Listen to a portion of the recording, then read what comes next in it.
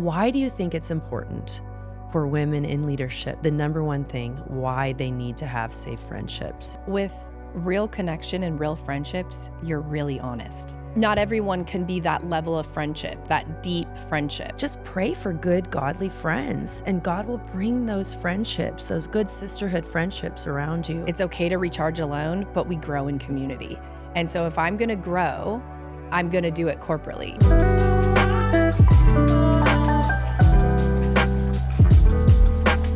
Welcome to the Collective Talk Podcast, Season 3, where we share reflections on prayer, family, and ministry. On today's episode, we'll be talking all about sisterhood, loneliness, and leading with the heart. And today, you guys, I have a special guest with me. She's been on the show the very first season, so you might recognize her, but she is my beautiful sister, Tracy Wilde, and she is a pastor and a mom. She's an amazing, incredible mom and an amazing sister, my favorite sister, my only sister.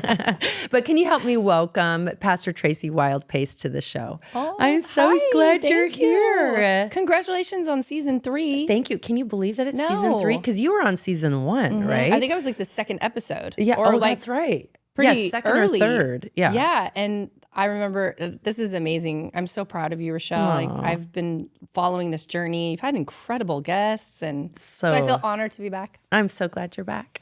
Well, so we're going to have fun because we're going to be talking all about sisterhood and some fun stories. We have some really fun stories, actually. Maybe you do more so. Yeah. I'll keep it light. Okay, you'll keep it light. Well, can you share, for those that don't know you, a little bit about your background? I think for some of the people that watched season 1, maybe they know a little bit about you, but can you share with those that don't know, maybe your background and Yeah, I'm Rachelle's favorite sister. So that's the most important thing about me. But yeah, we were raised in ministry. We're 6th and 7th generation pastors. So we've grown up in ministry. I'm from Boise, Idaho. I lived in LA for several years and I've had that great experience. So I love being back here in this environment. But yes, I'm a mom, I'm a wife. I have the most adorable, almost 4-year-old. I can't even believe that. that's crazy. Yeah. But I'm a teaching pastor at our church and I've just started taking over the discipleship track of our church to really help. There's so many people getting saved, which is awesome. But really working through getting people from meeting Jesus and really walking through that. And so, yeah, I'm really passionate about, just like you, like we love ministry. We love building the church. But I think one of my favorite things is that you're my sister, but you're also my best friend. Yes. And I think, and it's fun, we're going to talk about this, but it's so important in ministry to have deep friendships like that. But we're just blessed. And I know that because you're my built-in best friend. And I know not everyone has that, but we definitely do. Yeah. So we're going to dive right into the topic of sisterhood. And since we're sisters, and we thought that would be a good topic, but what does the true meaning of sisterhood in life and ministry mean to you? Well, first of all, I think it's so important. I think having those heart-to-heart relationships and connections with other women, whether you're in ministry or not, I think are so invaluable.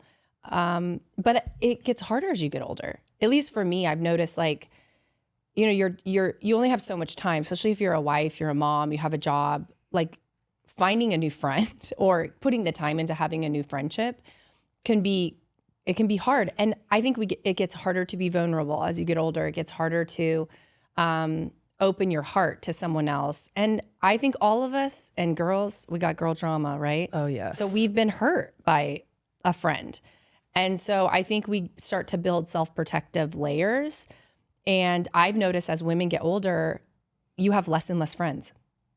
Because you still have a lot of friends. But when we were growing up, you were like, you were taller than everyone by like a foot. You've been as tall as you are since I think 4th grade or something like that. And all your friends were these cute little shorty girls. And it was like Rachelle and her little chicks would just follow her everywhere. But you've always had like deep friendships, even when we were growing up. And I think that's normal. A lot of girls grow up and they have their little friendship. And as you get older, it's harder because you've been betrayed or you felt like someone took advantage of you, or there's girl drama. Come on, all girls go through the seasons where, you break up with your friend.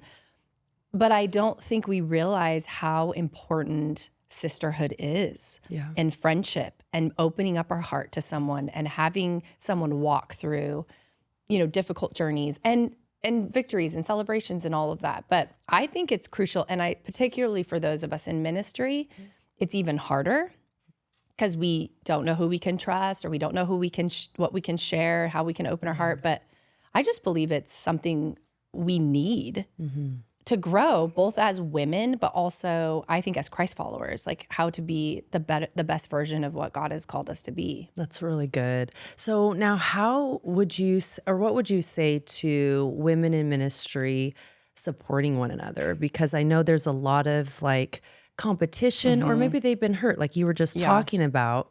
And so they don't know how to stay open, and they put up walls. It's good to put up boundaries, but walls, no.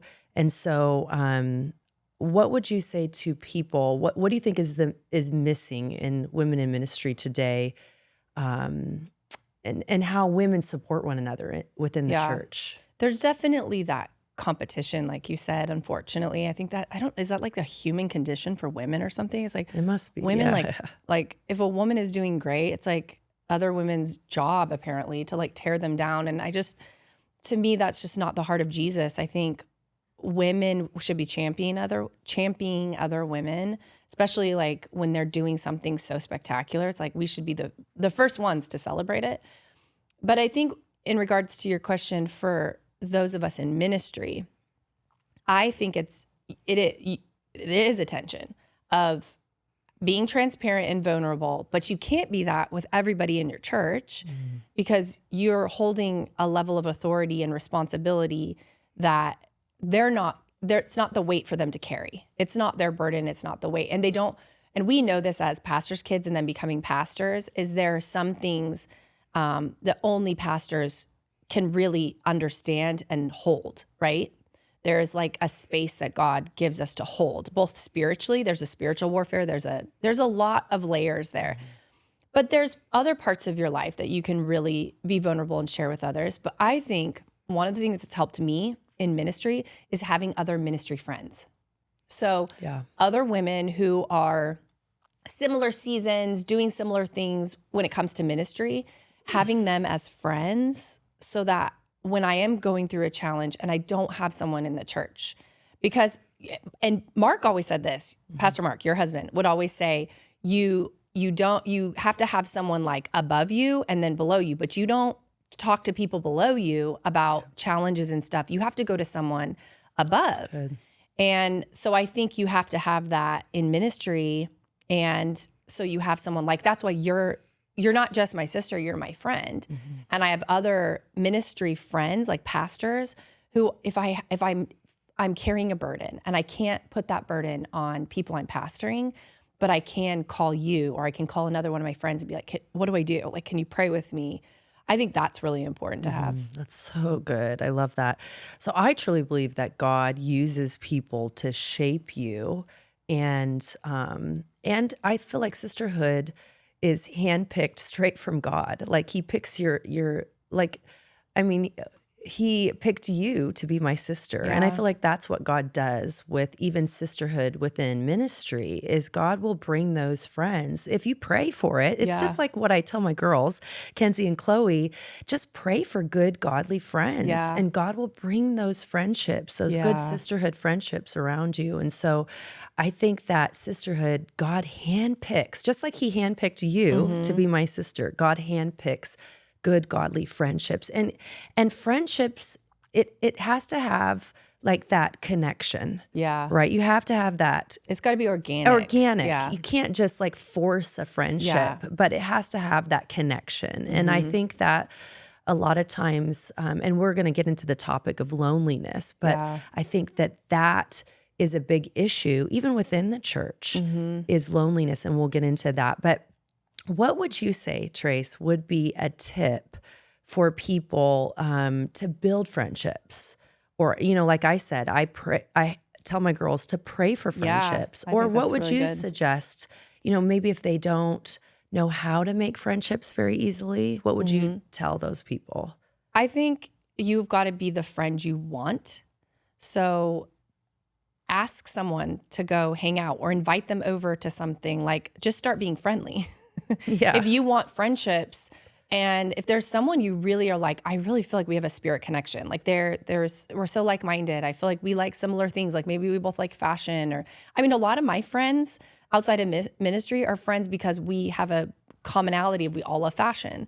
So there's going to be things that bond you and connect you, For some people, it could be anything, like working out. Oh gosh, I used to do that.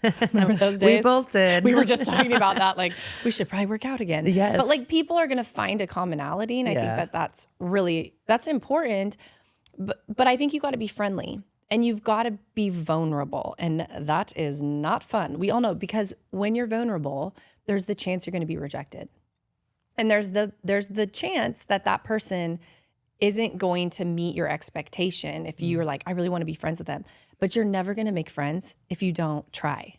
If you don't just put yourself out there, not like dating, it's a little bit, but like you almost feel like you're like dating, like trying to figure out like, can we be friends? Like, yeah. But I think you got to be friendly. And I think you just gotta go for it. Like, ask someone, hey, do you want to go get coffee or whatever? And don't feel rejected if it just doesn't mesh.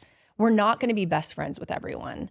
And that's okay. But God, like you said, when you pray, God's going to bring those right connections. And also, maybe it's my age, I believe in more, I'd rather have quality friendships than quantity. I'd rather have a couple really strong quality relationships with other sisters that just feed me, that I don't leave drained, but they really fill me, than having 20 girls in my life that when I leave, I don't feel built up. I don't feel encouraged. I feel drained. I feel like that was not a good conversation. Those kind of things. So look for ones that make you better. Yeah, it's so good. Look for those that make you better. And I think that that's key. And that's something that I try to do. So, and this is another thing. I love that verse, 1 Thessalonians 5:11, I think it is. But it talks about encourage one another, build one another up. You just kind of said that. And it's funny, as maybe you don't have a lot of friendships because of maybe it's insecurity or maybe it's competition. A lot of girls tend to size other people up or compete. We talked a little bit about that. But you can't compete with somebody that you're called to cover. Oh, that's good. And so I think that as a good friendship, or as a godly, or as a Christian, as believers, we're called to build one another up. We're called to encourage one another and not tear each other down. And so many women tear one another down. They don't build each other up. They don't live by that verse. And 1 Thessalonians, and do you think some of it's like the root causes jealousy sometimes? Yeah. And so that's most of the time. And so just be the person that you want a friendship. If you want a friend to build you up, encourage you, be that person. Exactly. And so I think that it goes back to 1 Thessalonians 5:11. If you want good, godly friendships that build you up, be a person that is that verse that builds up, encourages one another. Yeah. So you can't you can't compete with somebody that you're called to cover. So I thought that was really good. But that's really good. Have you ever, Trace, felt alone in ministry? And how did sisterhood play a role in that, or some of your friendships? Or is that a trick joke? Of course. I think everyone feels alone in ministry. Yeah. I think that's the number one thing pastors and leaders struggle with is loneliness. If we're honest, because of like what I was talking about earlier, not everyone can be that level of friendship, that deep friendship, right? So you can only have certain ones that you can really open your heart to, and that can handle and understand the challenges you face, the unique challenges as a pastor and a leader.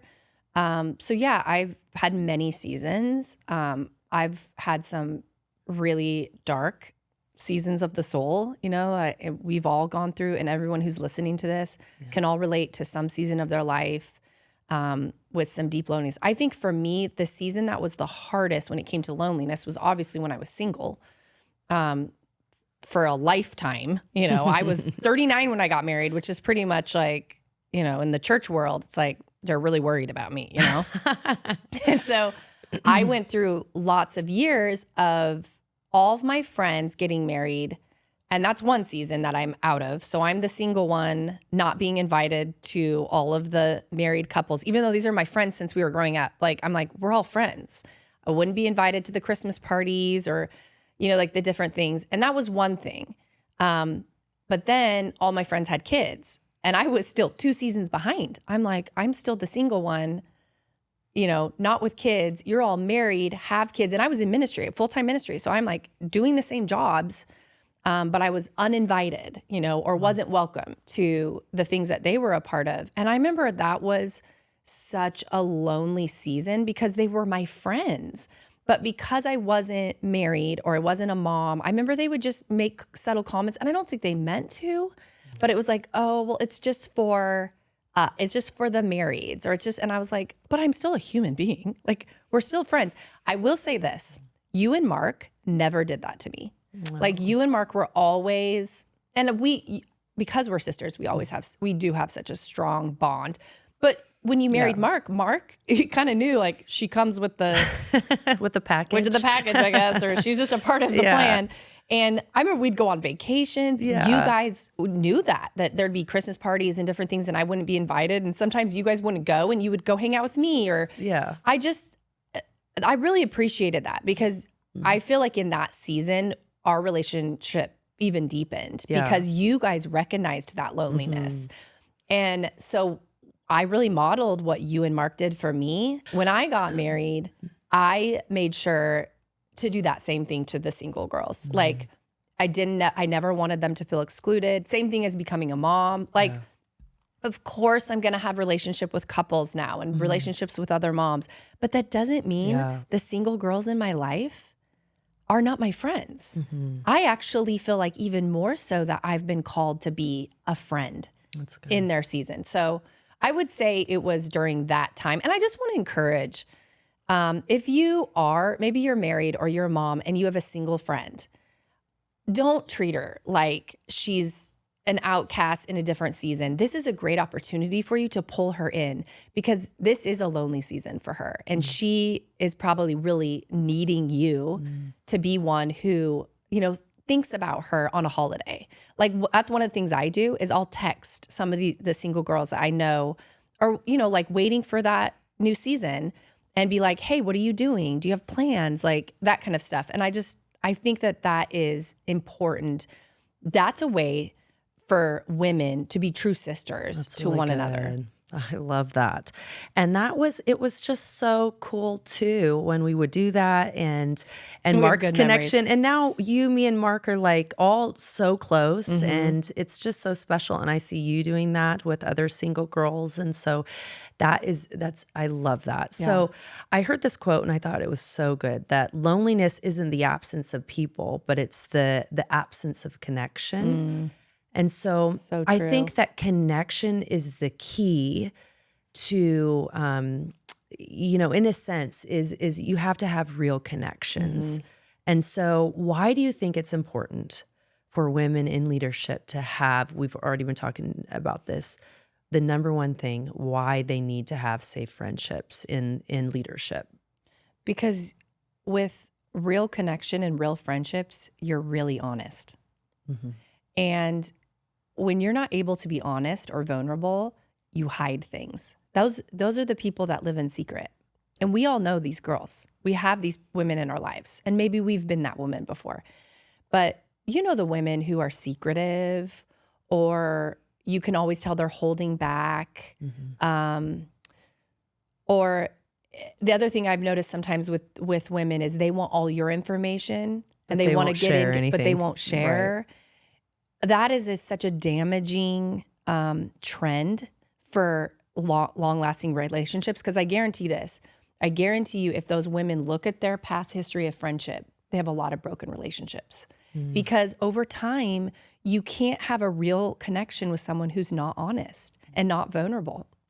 And I'm sure there's a root there they've been hurt before. They have trust issues. Maybe it's control issues. I mean, there's a lot of things we can get into. You know, we can do like deep inner healing here if we need to, but there's a reason they're not able to have a deep connection. And that's, I think then that precipitates and that starts all deep loneliness because they're not able to make those connections. And so I think the starting point for all of us, if we find ourselves in that situation, first go to Jesus, lay your burdens down, be vulnerable with him in his presence, and find one trusted woman. And maybe she's going to be older. And that, I think, I have generational friends. I have women older than me, my age, younger than me. And they're friendships for different reasons. But maybe that girl needs to find someone that's really trusted and she needs to open her heart because you're going to have to be vulnerable if you want deep, long-lasting, and back to relationships that make you better. Yeah, that's so good. That's so profound. I love that. So loneliness, can be, I think, a divine invitation to discover who you are. And if you're honest, I love what you were saying about honesty, vulnerability. And a lot of times I think that people don't have deep connections like you were talking about is because they're not honest, they're not open with people, and they're secretive or they're holding back. Yeah. And maybe it is the pain that they have in their hearts that they don't want to be vulnerable. They don't want to be open. They don't want to be honest with other, ladies or people. And so I think loneliness can be a divine invitation to who you are. Yeah. And so how do you protect, Tracy, how do you protect your heart in friendship while still showing up vulnerable? Yeah, I think you just got to do it scared. You have to, I think like in our relationship, I think we do have a really strong relationship, but part of that is we allow each other to correct us, each other, and I don't enjoy it. Me neither. And it's usually, you just have to give me a look and I'm like, oops. But I think if it wasn't, I know that you're going to tell me the truth. And I know that you're going to encourage me, but I know it's always out of love. And I know it's because what you see in me is something great. So when you have friendships that believe in you, women who believe in you and believe the best and they want the best out of you, then they're also going to be women who at sometimes have to correct you and say, Tracy, don't say that. I remember years ago when I was in LA and I was pastoring, and I remember I just had made a joke. Like I just made a joke with one of the people in our church, and it wasn't anything bad. It wasn't a bad joke. It wasn't anything, I don't even remember what it was. It was just kind of a silly little joke. And my dear friend at the time said, Tracy, don't say that. And she is a genuine, she just loved Jesus more than anyone in the world. And I knew she loved me, and I know she always wanted the best for me. And she's like, don't make that joke. And I was like, oh, why? And she goes, because people won't take you seriously and you have a call on your life and that you don't need to joke like that. And I was like, you're so right. And I could have gone, don't talk to me like that, and put up walls or been really frustrated and embarrassed, which I was a little embarrassed. And that's embarrassment is okay, you guys. Like you're going to live. But I listened and I responded, and it did make me a better leader. To now that's in my mind. Like I don't want to say things like that, or I don't want to do that. And it was because a friend who cared about me and who loved me, I had created space to be corrected. And you have to have friendships like that. Let me say this, you're not friends with someone if that friend can't lovingly correct you. That's so good. That's not friendship. That's like a clique. That's a hangout club. You might as well join the Babysitters Club. Remember those books? We weren't allowed to read them. But that's not friendship. That's not deep friendship, because iron sharpens iron. And I think friendship, biblical friendship, looks like pulling each other up out of pits, comforting each other when we mourn, celebrating every win and victory, but also correcting us along the way. Yeah, it's so good. It's so powerful. So what What have we gone through as sisters that has strengthened our bond? I mean, there's a should lot. have started the podcast with this. I know. This is like, we've gone through a lot together, but one thing can you share that we've gone through that has strengthened our bond or our friendship? I just think anytime either one of us has gone through something difficult, like, and you know what's funny is it's often when somebody's hurt us. Right. I think that always has helped us because we help each other pray through that, work through that. But when we've been hurt, especially in ministry, because we grew up as pastors' kids, and man, people said weird stuff to both of us. I think you got it worse than me. Like you were older, so I think you were targeted more than me. But all through our journey in ministry, I think a lot of it is like what people have said or people that have wounded us. I mean, we've been really hurt by pastors. And I think that but we always helped each other keep our eyes on Jesus. Yeah. Because I think if there was one thing that we could say, why we love ministry and why we have given our lives to this is because our foundation is we love Jesus and we've encountered his love. And so I think we've always helped point each other back to that is in any difficult situation. Yeah. And I've gone through trials, you've gone through trials, but I think it's in the trials, the sadness and the betrayal. I've been betrayed, you've been betrayed. And in those seasons, instead of getting bitter, and I want to call my sister and like beef, not beef with you, but talk about the beef. And I want you on my side. But I think you usually will let me get whatever I need out. And then you always encourage me with a word and in prayer. And that always deepens our relationship because then guess what happened? Now I feel more connected and I feel like I can be more vulnerable with you. If I called you and I was like, Rachelle, I'm going through this, and I get through it. And then you're like, and all you did was go, oh, okay, well, sorry. Or you just like yell at me. Because you did when we were little. Just kidding. Oh my gosh. Correction's good, but it's the sandwich method like Dad always taught us. It's like you say something really positive and then you put in the little correction or like the little I encourage in this. And then you end it with something really encouraging and positive. And I think that that's what we've done for each other when we're going through trials. We're there to listen because you need friends who will listen. But you need friends to tell you the truth. And then you need friends to pray for you and encourage you. Yes. And I think that praying together is huge. I think God answers your prayers through people. Yeah. And so I think that, we've always, we share common, I don't like to always use this word, but trauma or common, pain. Are you or triggered hurts. by your trauma? Yeah, no. Yeah, all that stuff. Yeah. So pain or hurt or all the things that you were just saying, wounds. Yeah. And so we would talk about that. That was a shared wound that we had. And so it strengthened our bond together. Yeah. So just as friendships and sisterhood in ministry and people that are your friends, if you open up, if you're honest, if you are truthful, then you have that God connection. And if you truly are not secretive and you put your walls down, then that person, I truly believe, can be an answer to your prayer.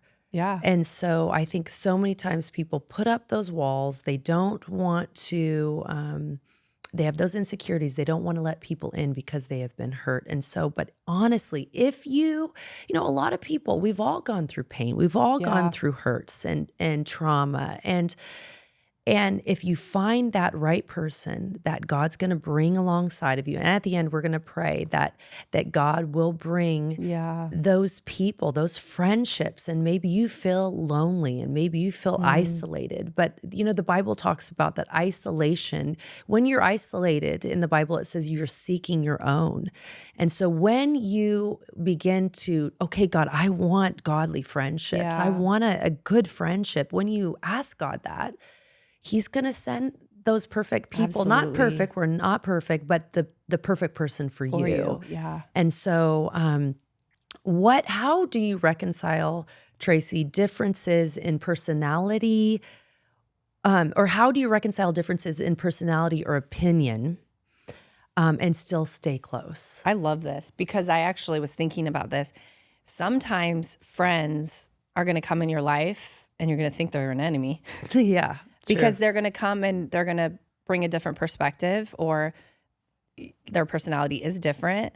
That doesn't always mean it's not God. That person could be the person that you were praying for, because God knows what we need more than what we do. In fact, we ask for specific things and God's like, oh yeah, I'm going to give you, I'm going to answer your prayer, but I'm going to answer it a way you don't expect. That's good. And so sometimes I think he puts friends in our lives and other women in particular who are going to think a little bit different, and they're going to have a different personality. And I think our knee-jerk reaction is to be like, we don't have enough in common, or I don't like that about, you have a strong opinion about this and I think differently. But I actually think God could be placing you in each other's lives to help each other grow. And maybe there's something you need to learn, and maybe there's something they need to learn. I think you can have deep friendships with people and think differently. Shocker.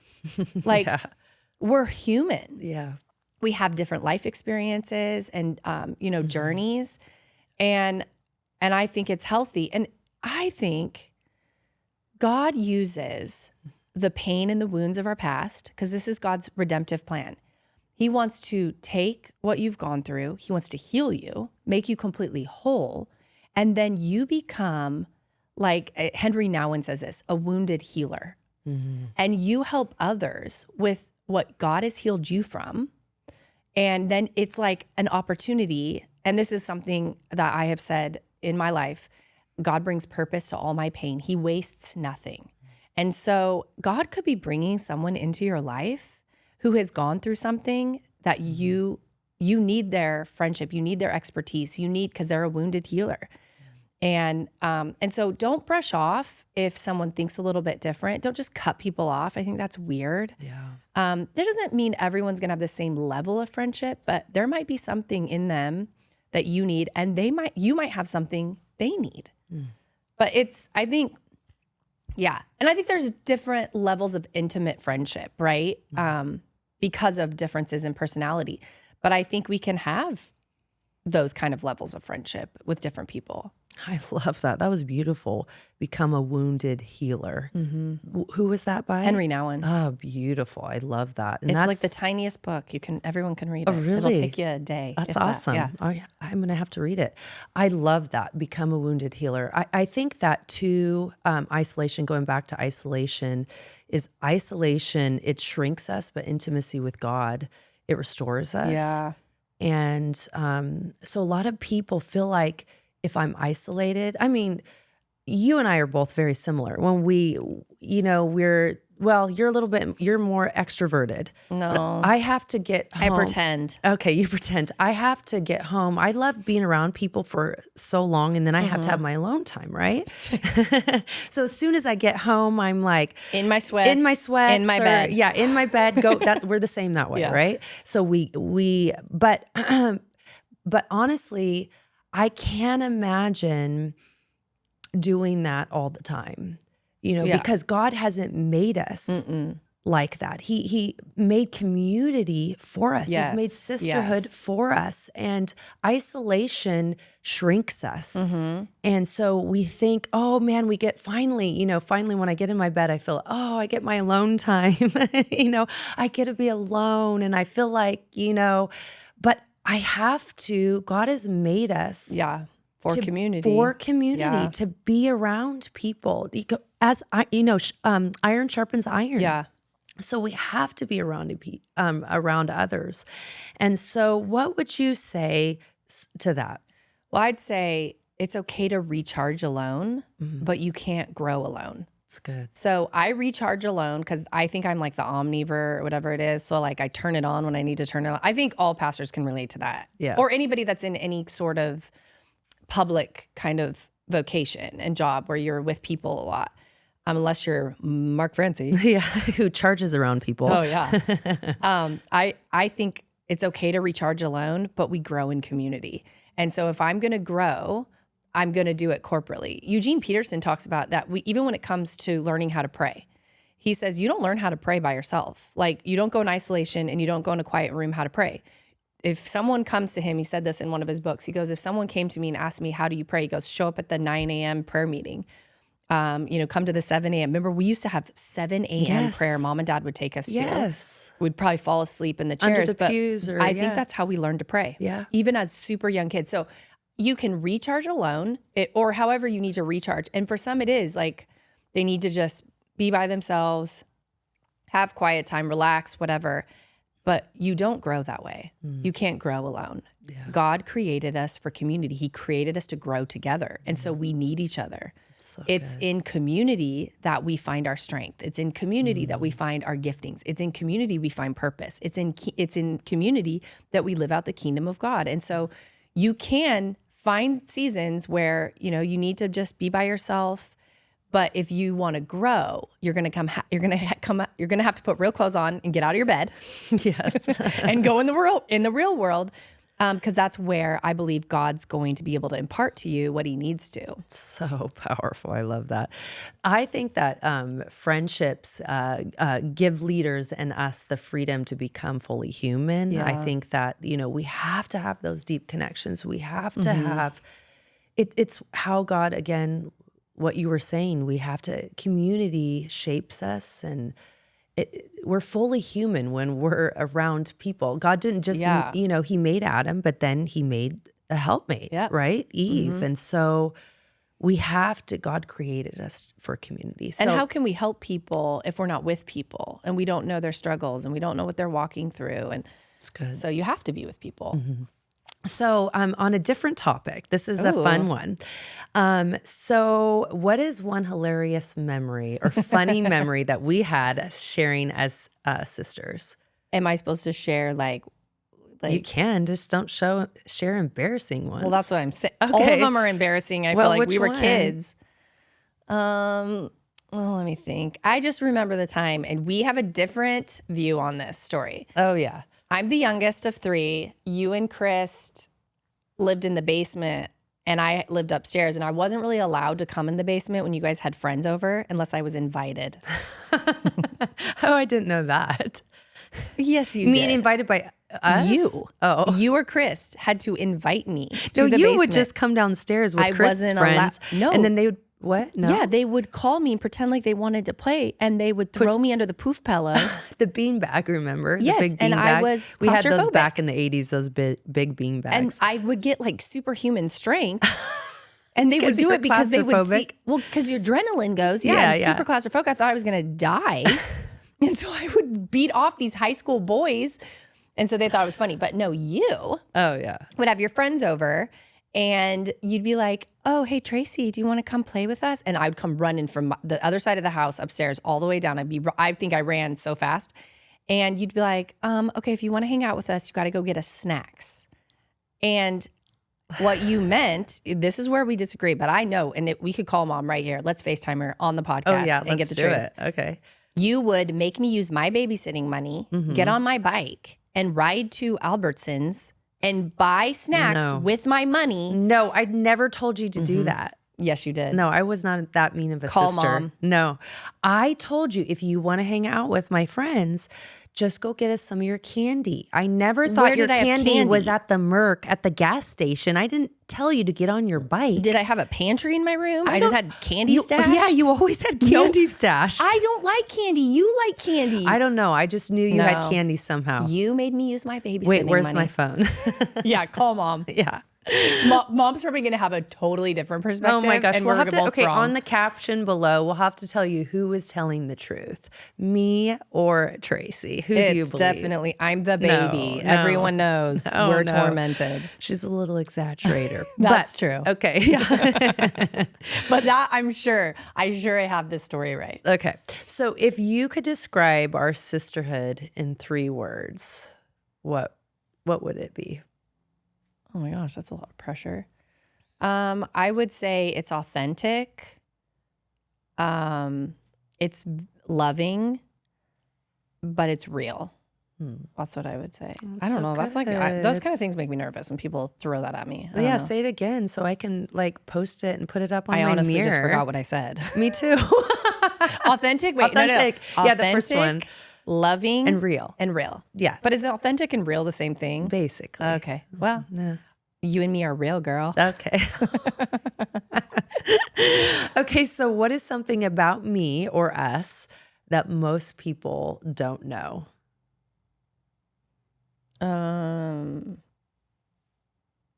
They don't know. That We're don't both know athletic. that should. We're What? very athletic. Oh yeah, we're We're both athletic. very athletic.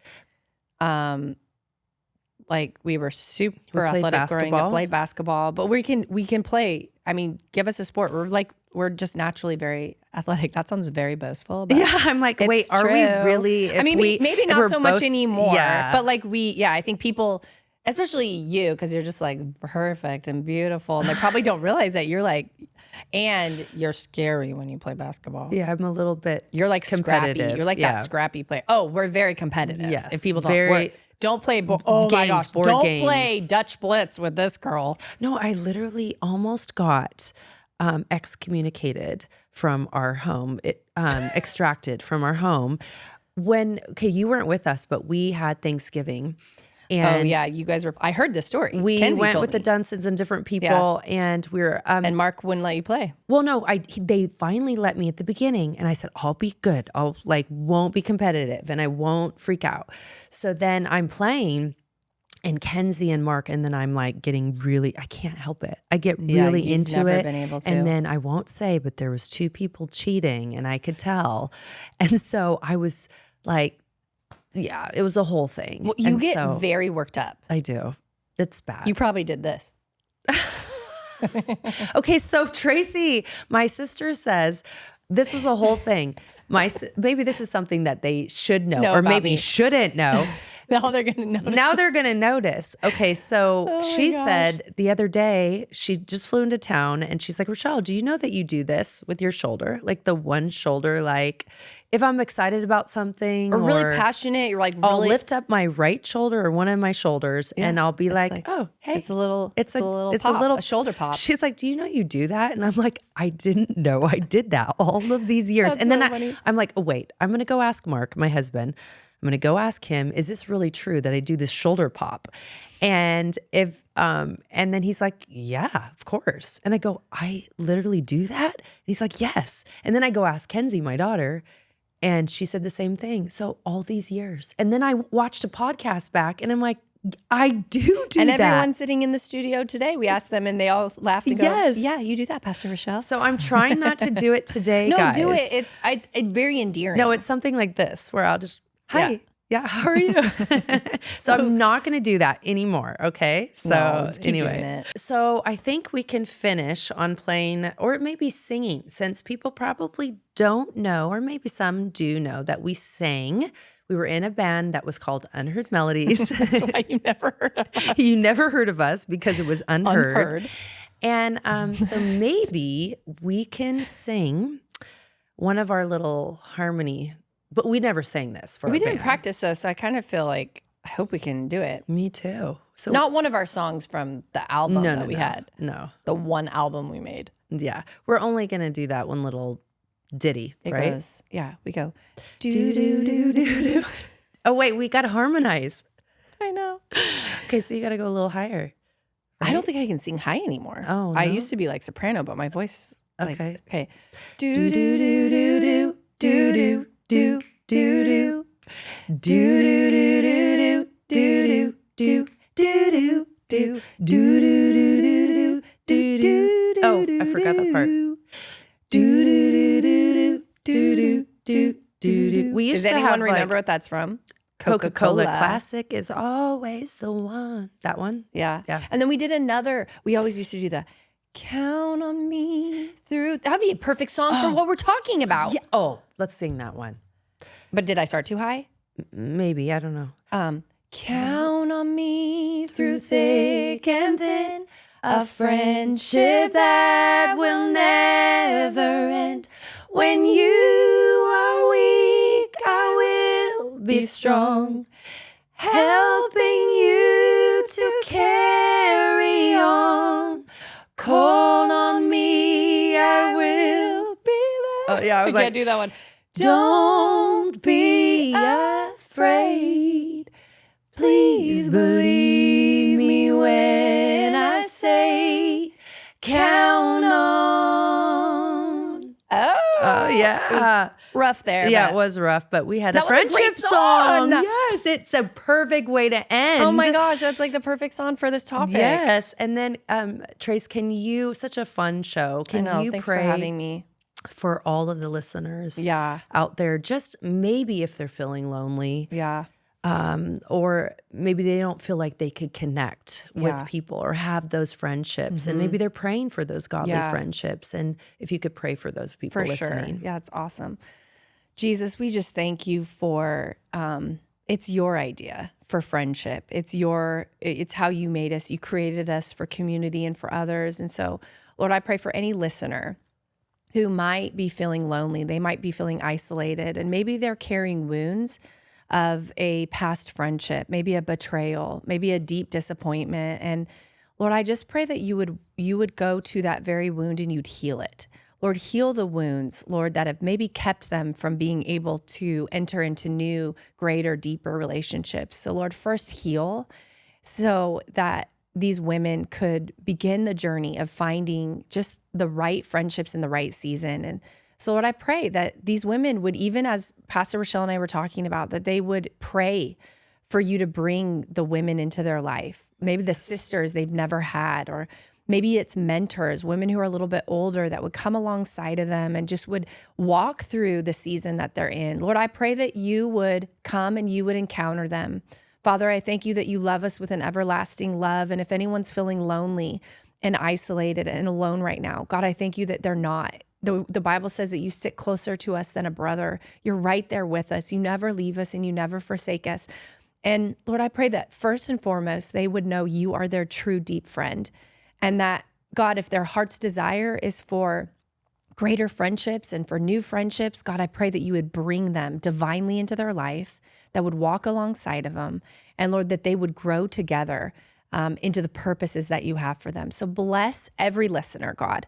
I thank you that you are the perfect controller of all things. You're involved. They're not alone. You're with them and you're for them, and you're guiding them exactly to the place they need to be. So we thank you, Jesus, that you're doing the work and you're bringing the right people into their lives. In Jesus' name. Amen. Amen. So powerful. Well, thank you for coming on the show. Thank you, Rachelle. You look so cute. You too. I wanted your outfit. Your whole I'm outfit sponsored today. by Fancy Pants. All my clothes. You have to tell, Fancy Pants. If you go to Idaho, where is it at?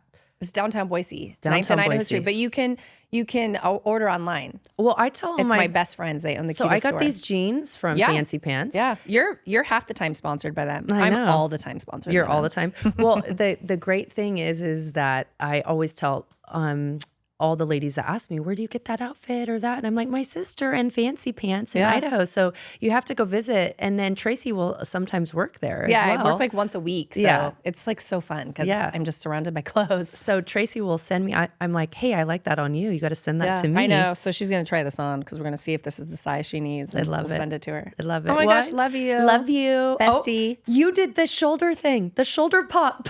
Oh my gosh, I did. Yes. You're just hanging out with me and you're becoming like me. But I actually think now that you say it, I do it too. I told you, you do it. Yeah. Well, sisters. Besties. See, I just did it again. Love you. Love you. Okay, bye. Bye. Thank you for joining us on this episode of The Collective Talk, where we dove into the topics of sisterhood, loneliness, and leading with the heart. Stay tuned for future episodes as we dive into the topics of prayer, family, and ministry.